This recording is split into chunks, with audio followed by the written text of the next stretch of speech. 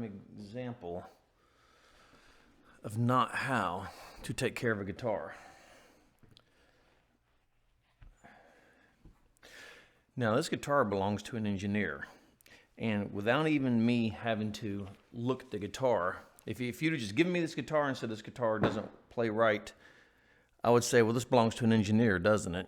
And you would say, why do you ask? I would say, because no strap locks, just run the regular buttons, and you probably can't see it. The amount of dust on this guitar, shocking. That's how I know this belongs to an engineer. Now, I know that personally because I know the guy who has it. Super nice guy and not a bad guitar player, to be honest with you. But he is an engineer. And if you know any engineers, you know they're very smart people at being an engineer.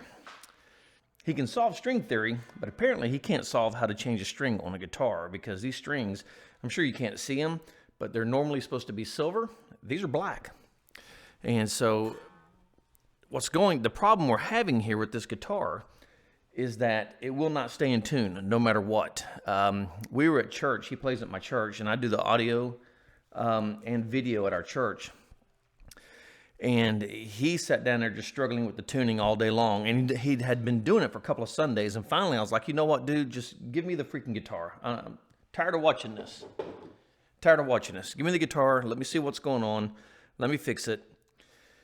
And so I thought, well, since I'm doing this, because normally I would charge for a guitar in this kind of shape, but I thought since I'm doing this, we'll just go ahead and shoot a video.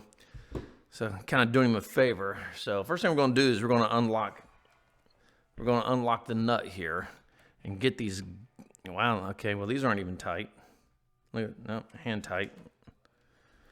Okay, so didn't need that wrench. So let's take these off, for the love of God.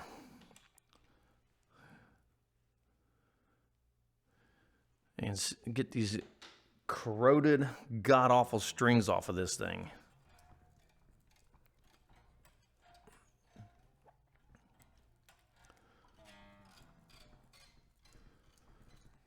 Now, personally, when I leave the strings on the end like this, drives me insane. Absolutely drives me insane. If you bring me your guitar to work on it, and the strings are this corroded, and all your string bits are on the end, that's an extra $50.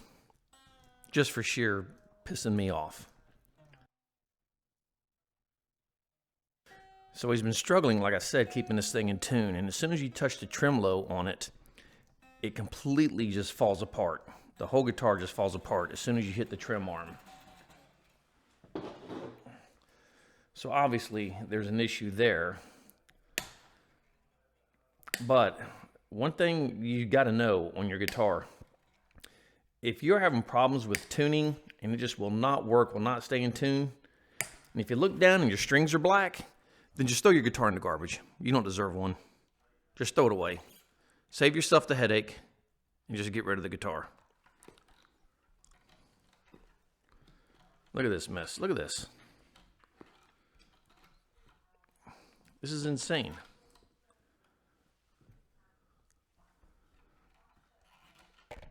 This is an absolute disaster.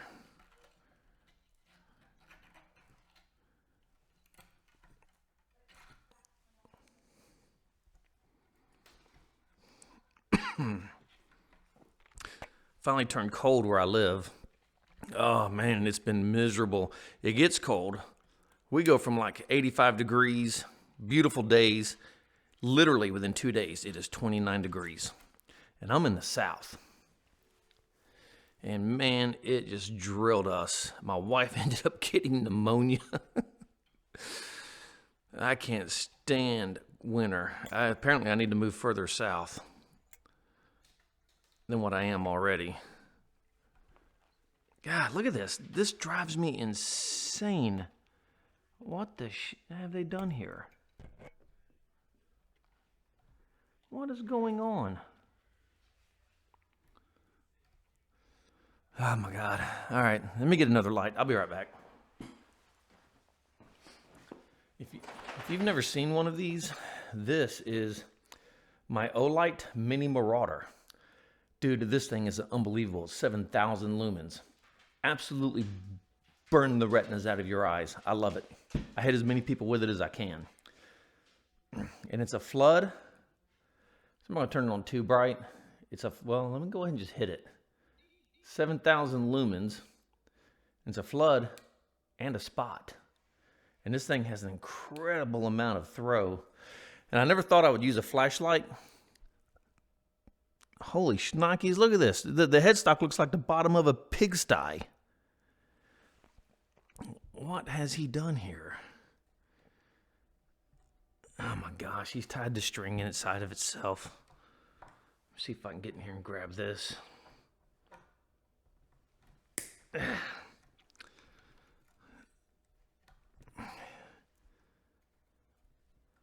Jeez, oh Pete. Yeah, if I was charging him just for this, extra $50, just for this. Because what's going to happen is I'm going to pull this thing out, and it's going to recoil, and it's going to stick me in my finger. And then I am not going to be a happy camper. God almighty.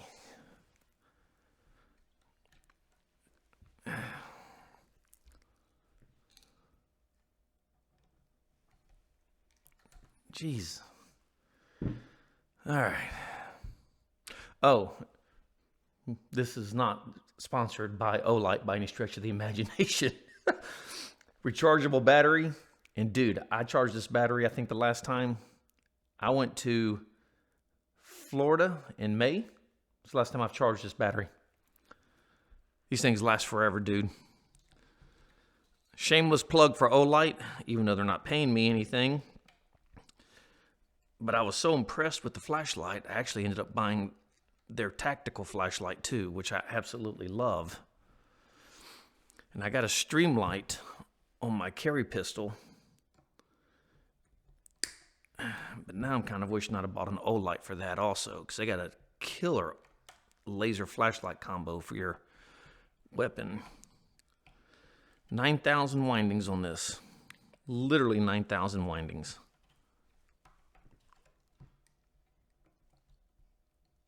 And every one of them tied in.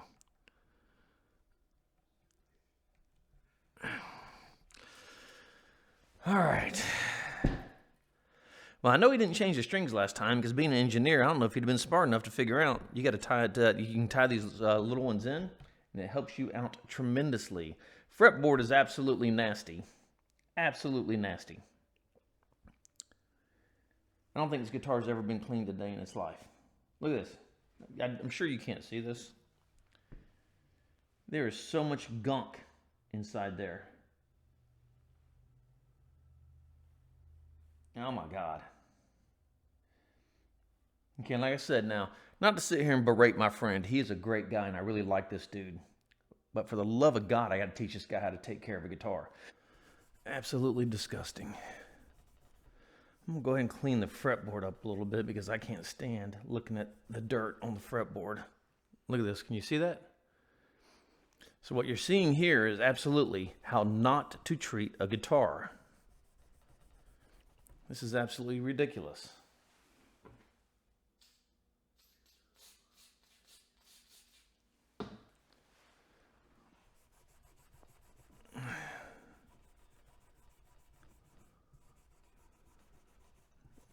I'm not going to sit here and do a pristine clean job.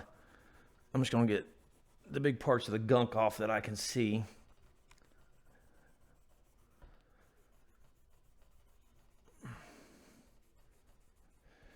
And the funny thing is we can see where he plays. He plays mostly right here. Because that's where all the dirt has compiled. Look at this. That's just the fretboard. Absolutely insane. Let me knock some of this dust off of this thing. Jesus, oh my God. Ay, ay, ay, ay, ay.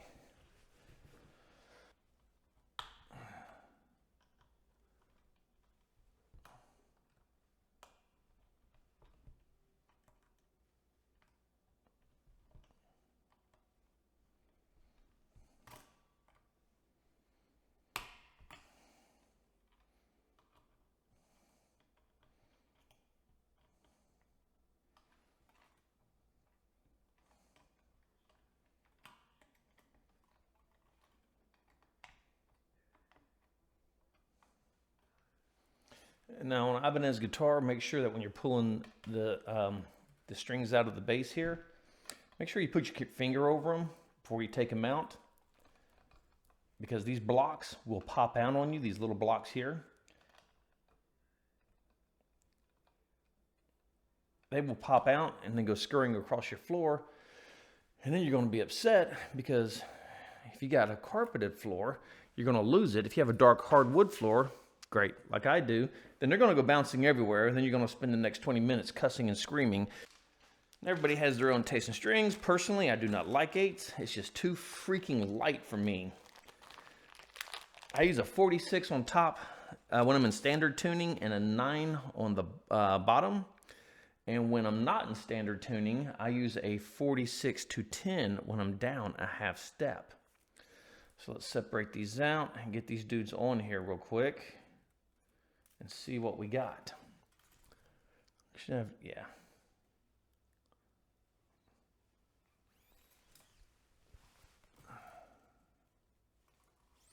Okay, there's our A string, and here is our E string here.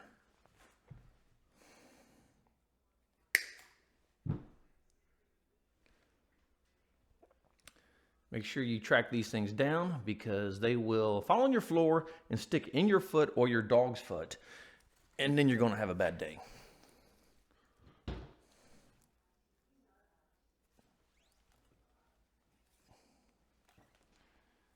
My God, the amount of dirt on this is insane. I mean, absolutely insane.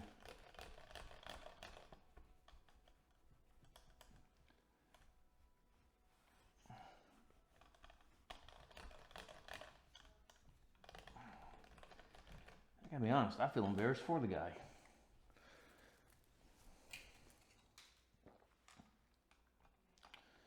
Now let's get these back inside the saddle. And we're just gonna tighten these up.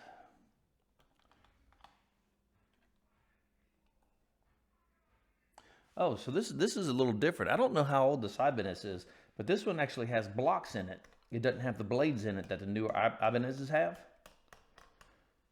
So I've got to say, I do like that better. The blocks than the blades. That is one of the things I would change if I could on an Ibanez guitar, but I really can't complain too much because I love, absolutely love my Ibanez guitars. And you gotta remember, I am an EVH fanboy. I've been playing EVH guitars for shit. I got my Tobacco Burst is a 1996 model.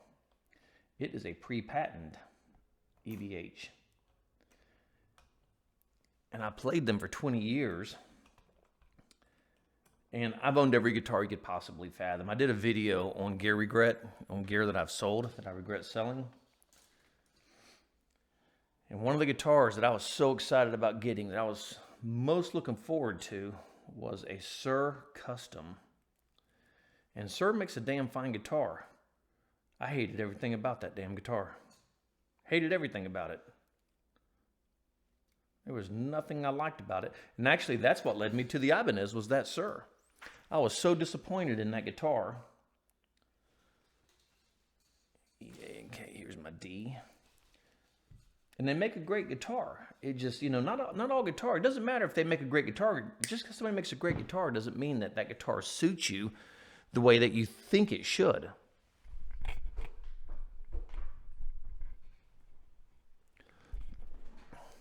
And that Suhr just did not suit me at all.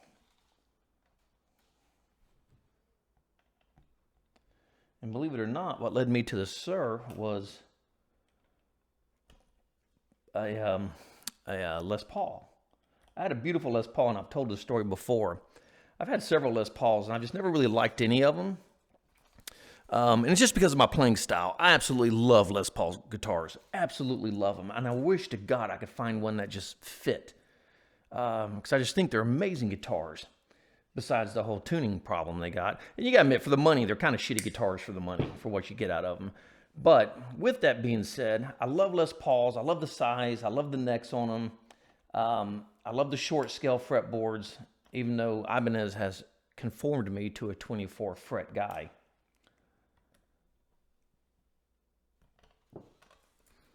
Absolutely love them. But besides the bazillion guitars that I've owned over the course of my old storied life, hell, I can't tell which one's which, to be honest with you.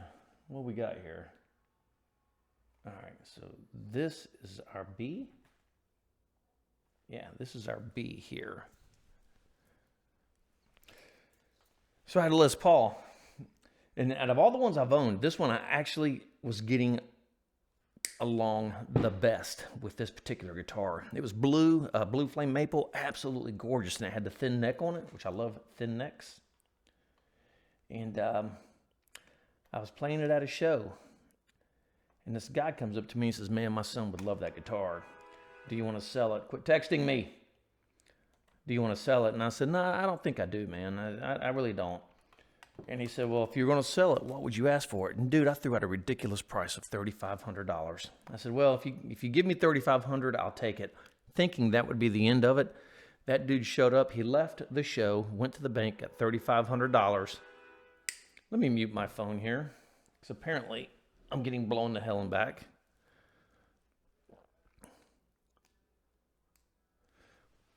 And that dude went to the bank and got $3,500. And showed back up at that show. And I was like, well, shit, guess I'm selling this guitar. And I did. And then that guitar actually turned into a my Sir. And I just could not get. Now what I'm doing here is I like tugging on my strings after I get them in to make sure that they're secure. Because if they're going to pop out, I want them to pop out here and not somewhere down the road. So I ended up selling that dude my Les Paul. And that ended up with that Sir. And then I got that freaking Sir. And I didn't have it 3 weeks, and the neck pocket cracked. And so I took it back to the dealer. They had to send it back to Sir. 10 weeks later, still no guitar. Still no word on my guitar. So what they did is the dealer was really cool about it. What he did is he's like, you know what, I'll just give you your money back and just pick out another one. So I did. I picked out another Sir. And this should be more of a podcast than what I'm talking about here now. So I picked out another Sir. And I played it for about a year. And I noticed that every time we would go to a show or whatever have you, I would play the Sir a couple of songs, and then I would always reach back over and grab my Wolfgangs. And so if we're doing 40 songs at a show, I'm probably doing 35 of them on my Wolfgangs and 5 on the Sir. And I just could never get a feel for that Sir. So I ended up, actually I traded that Sir off. And of course what we're doing here is we're just winding the strings in. And I figured this would be a good time for story time. So I traded that Sir in. I didn't trade it in. I traded it to a guy for a dead mint Parker Fly Deluxe and $500.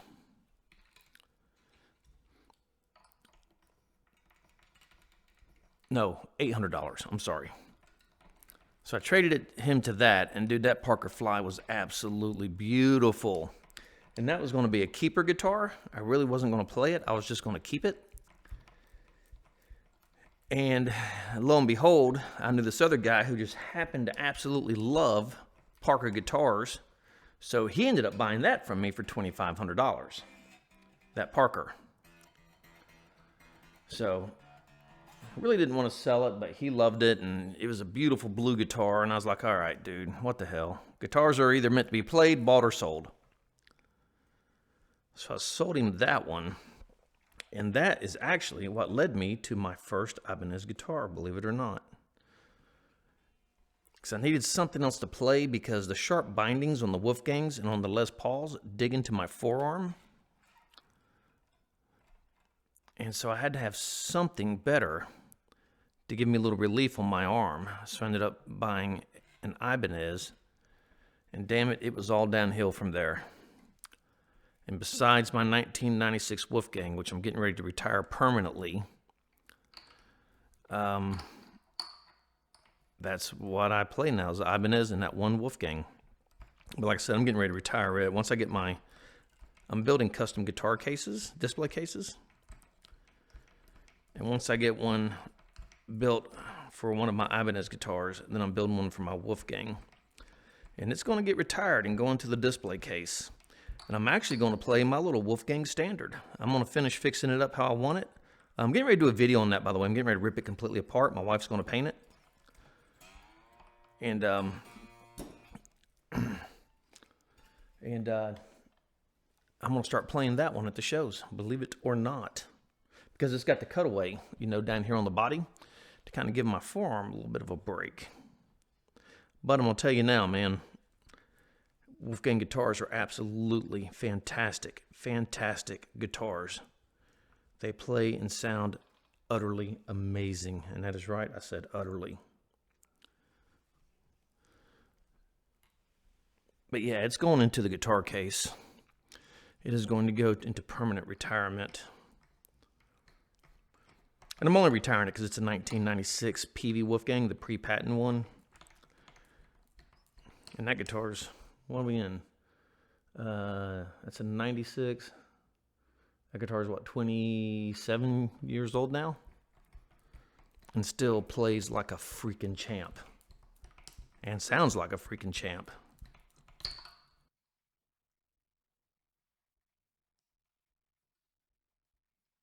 Hell, that sounds about as good as it did when I got the guitar from my bro. All right, let's get these last two strings finished up.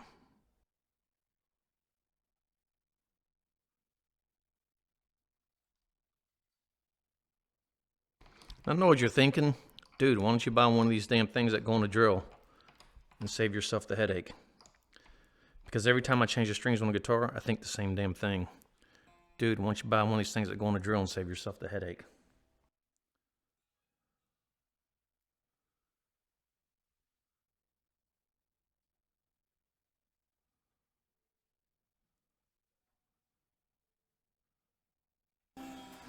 All right, now we got the strings on. Sounds amazing. Rock and roll. All right, let's start getting things up into tune and figuring out what the hell is going on with this tremolo. Then we're going to check the neck, see what's happening with it. Listen how good this sounds. Magical, absolutely magical.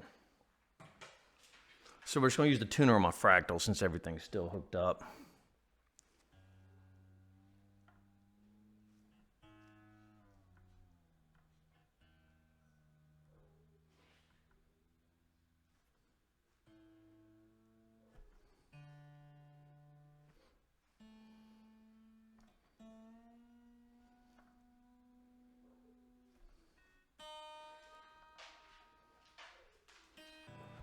All right, now here's one of the problems we've been having, is we haven't been able to maintain tune on this guitar.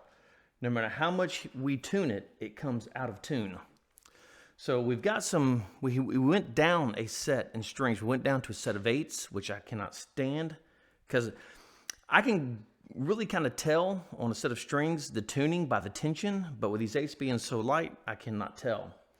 But as you can see here, our trim system is sitting way down. I don't know if you can tell, way down into the body. So we're going to have to flip this over, and we're going to have to relieve the pressure on this because it's sitting way down. So now let's come over here and let's pull these out.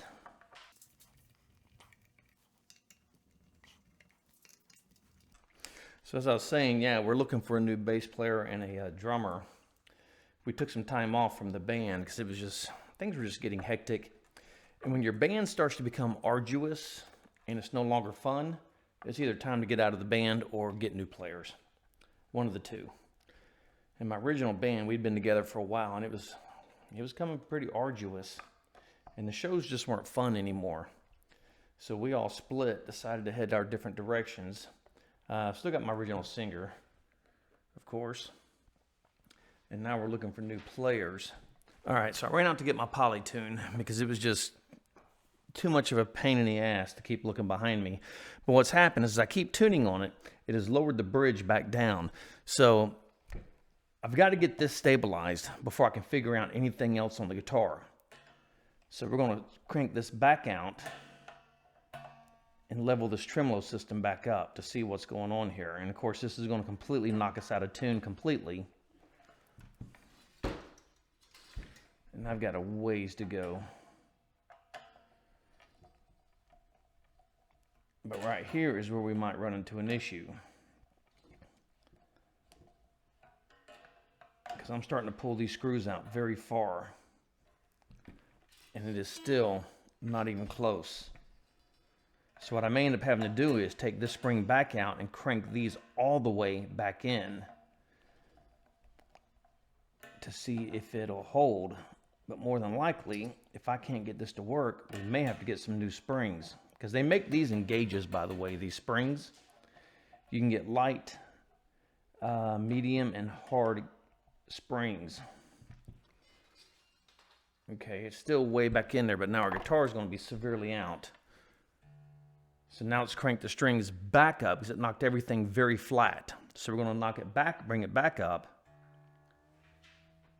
And hopefully this will pull this back up out of the cavity.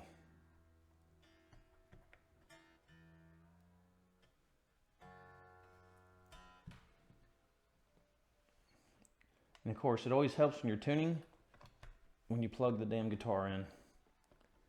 And that's just a personal preference. You don't have to if you don't want to. That's just my personal preference to have my guitar plugged in when I'm tuning.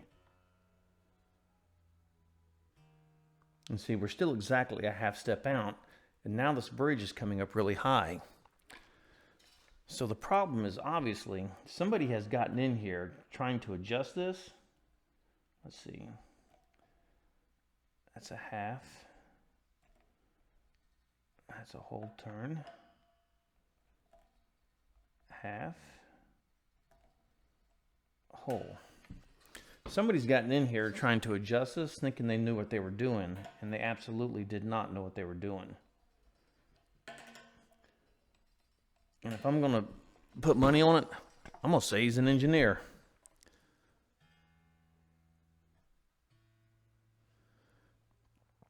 Because tuning your guitar is an absolute balance between the tension of the string gauge you have on and this spring in the back of this guitar when you have a floating tremolo. It is an absolute balancing act. And if you can't get it balanced, the guitar is never going to stay in tune. And you can't get it halfway balanced. It has to be all the way balanced.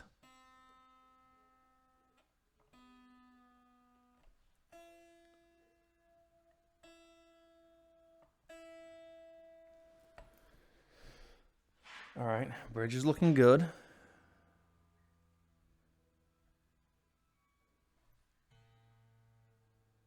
So hopefully I'm starting to zero in on this.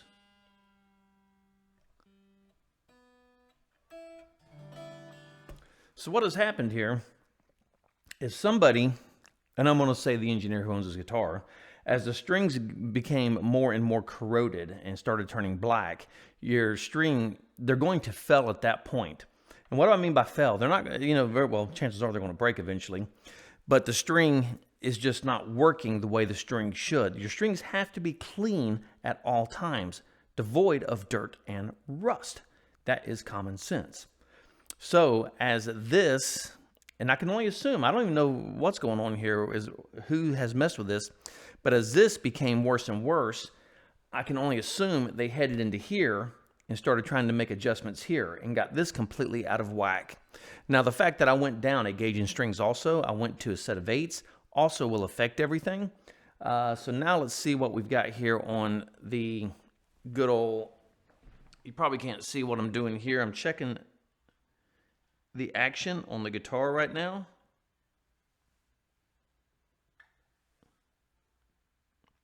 And the action, believe it or not, is shockingly high. The action is very high, which is weird, because going with a lighter gauge string, it would take some of the stress off the neck and let the neck settle. I mean, it has quite a bit of relief, which I find strange going with a lighter gauge string. It should have relaxed the neck quite a bit and pulled that back, but it did not. So let's go in here and see if we can figure out what's happening.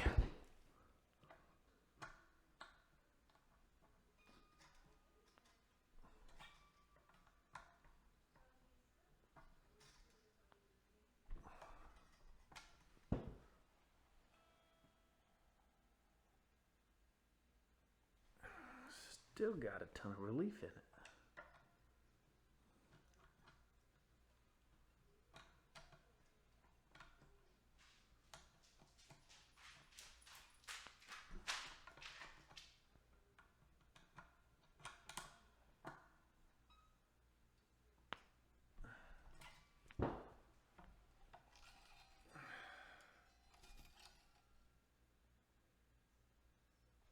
Pulled some of the relief out, but it had a ton in there, which I find odd. So we're going to pop these strings back over into their slots.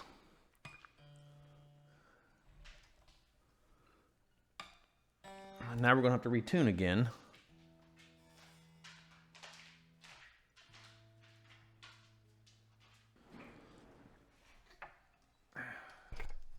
Check our neck.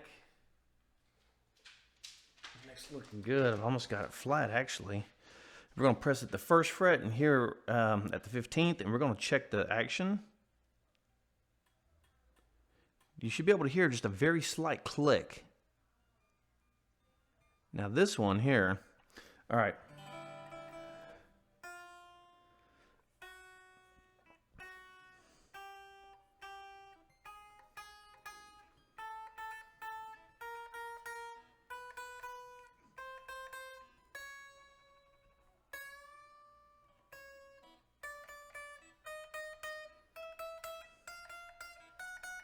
Now I've got some fret buzz all the way down here. And if you remember at the beginning, I said that this side was substantially lower than this side.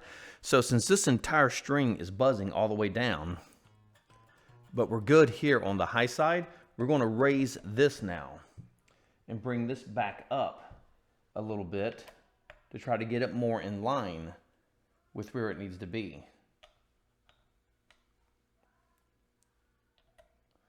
And what I'm going to do is I'm going to go quarter turn.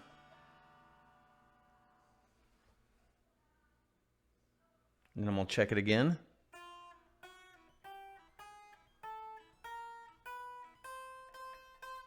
I'm going to go another quarter turn, and I'm bringing this back up.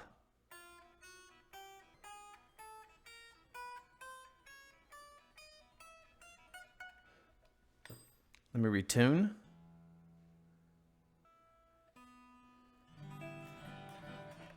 Okay, we're holding tune now.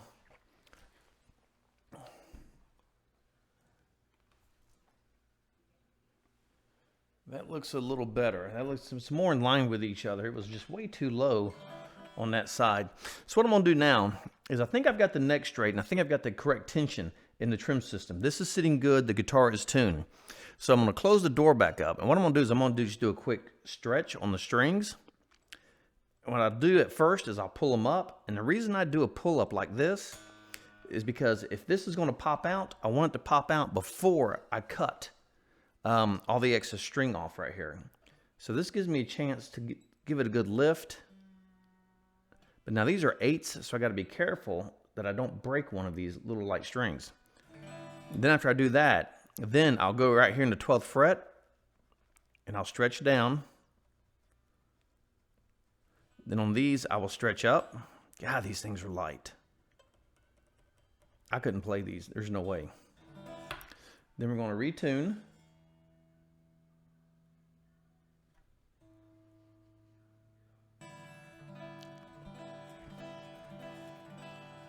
All right. Now, we're going to start checking it out. We're going to reassemble. We're going to put the string locks back on.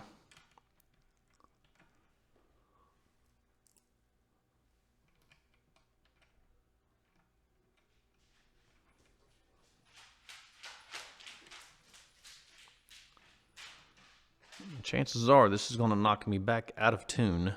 It'd help if I had the right wrench.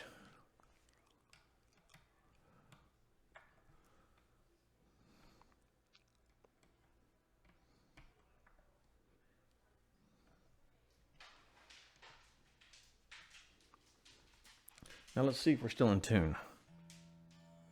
Okay, now everything's high. You can't see my tuner. The reason everything is high is because it is not a complete straight line from here to here. When this goes over the nut, can you see the nut? It's not exactly level. So when I push this in, it's mashing down on that string and it took it sharp. Because this nut is actually a touch too high. When I tighten these up, they should change the tuning none whatsoever if these are exactly in line. Now the chances of getting a guitar with those exactly in line are 1 in a billion. But this is why I gave myself some slack here on this end when I put the strings in. Remember when I backed these out and then I screwed them back in? Just in case this was going to become an issue.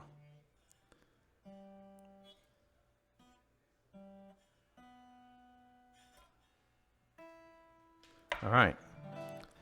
So we are good. These are tight. So now I'm going to remove these fun things here. And I cut mine as close as I can get them to the string tree. Because I hate these things. If you've ever been poked in the finger with one of these, then you know exactly what I'm talking about. And dude, it hurts.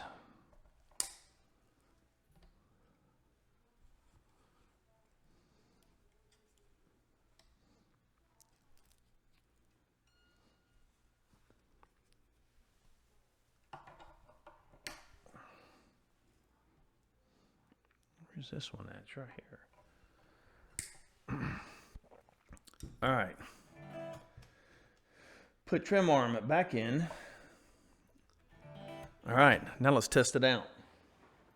Now when you're tuning a floating trim, when you're tuning by the fine tuners, every time you touch this, it's going to move that trim and it's going to pull it out of tune. So make your adjustment, let go, completely let go. Make your adjustment, let go, make your adjustment, let go until it's exactly in tune. If you keep a finger on it, like I've seen a lot of people do, it's just always going to be out of tune.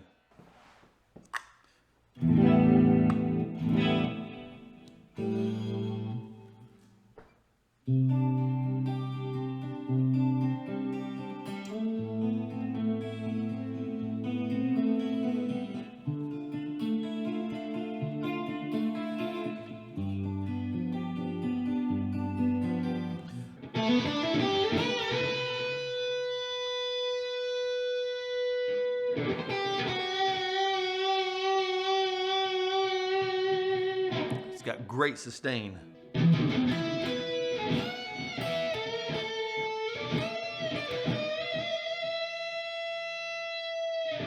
Fantastic.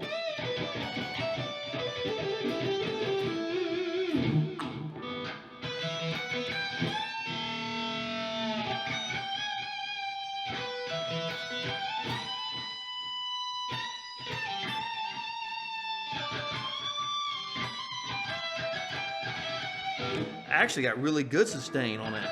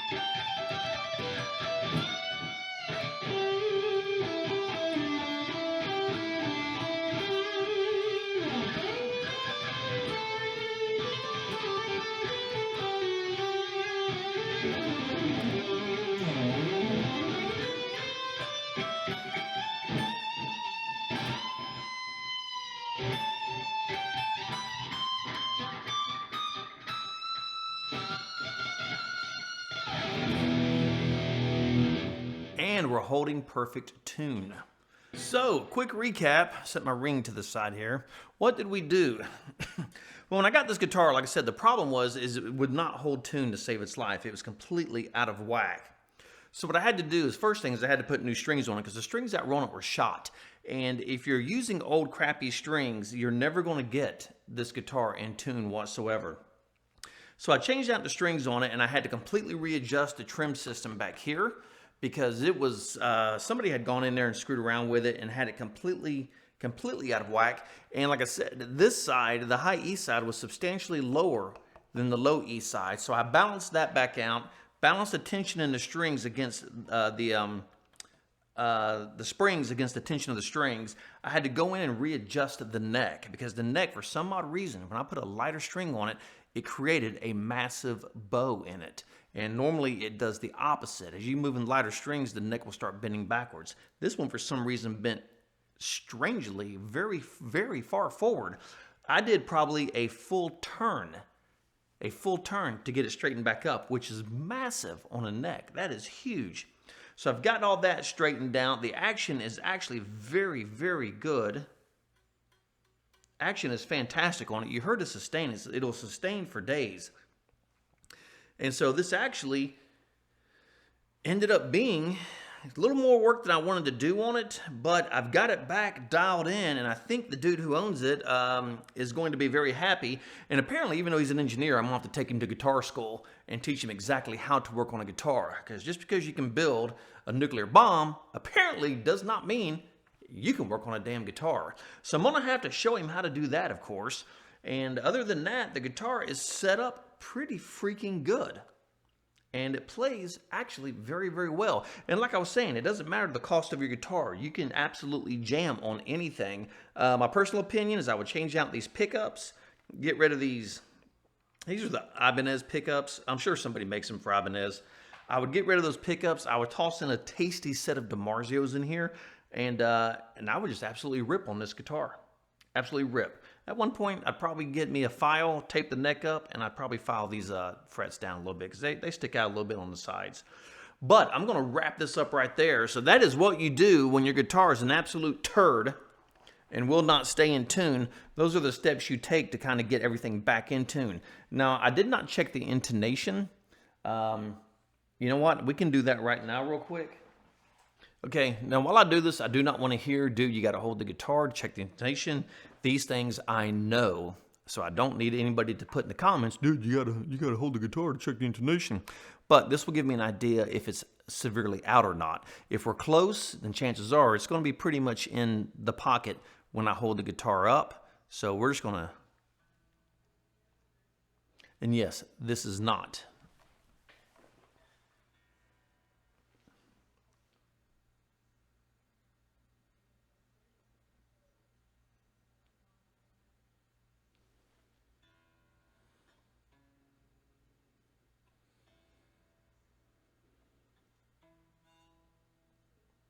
So the guitar intonation is a bit out.